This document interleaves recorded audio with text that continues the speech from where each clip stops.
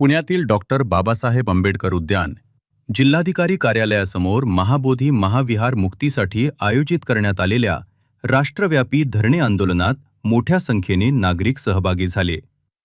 बिहारमधील बोधगया येथे असलेले पवित्र महाबोधी महाविहार हे भगवान गौतम बुद्धांना ज्ञानप्राप्ती झालेलं ऐतिहासिक स्थळ असून जगभरातील बौद्ध बांधवांसाठी ते अत्यंत श्रद्धेचं केंद्र मानलं जातं.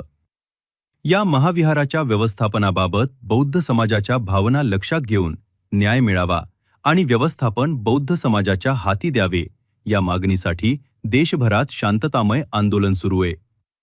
या आंदोलनात भदंत राजरत्न, भंते धम्मानंद, भंते पय्यारखित, भंते शाक्यपुत्र राहुल, भंते संचित बोधी, भंते प्रियदर्शी, भंते बोधिधातू, भंते आनंद आणि भंते संगपाल यांनी उपस्थित राहून आंदोलनाला मार्गदर्शन केले.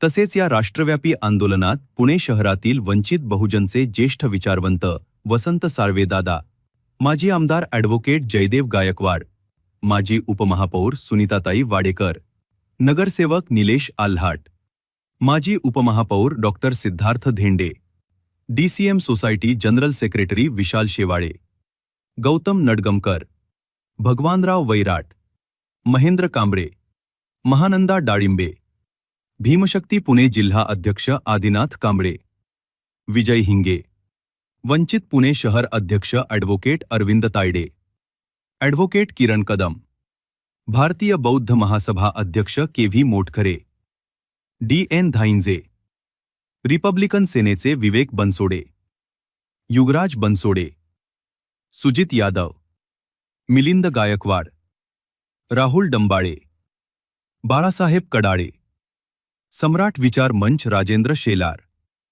विनोद सोनवणे, दत्ता सूर्यवंशी, उमेश कांबळे आणि उत्तम गायकवाड यांनी सहभाग नोंदवत आंदोलनाला पाठिंबा दिला.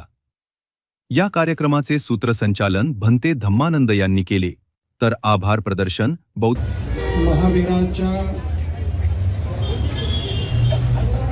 मुक्तीसाठी आपण सगळेजण उपस्थित आहोत.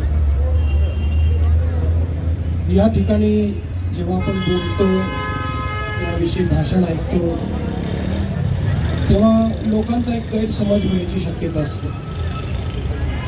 त्यांना वाटतं की आपण हिंदूच्या विरोधात आहोत, ब्राह्मणांच्या विरोधात आहोत आणि जे मेन मुख्य जी चळवळ असते ती महाबोधी महाविहार मुक्तीसाठी आपण सगळे एकत्रित झालेलो आहोत. आम्ही हिंदूच्या विरोधात किंवा ब्राह्मणाच्या विरोधात नाही.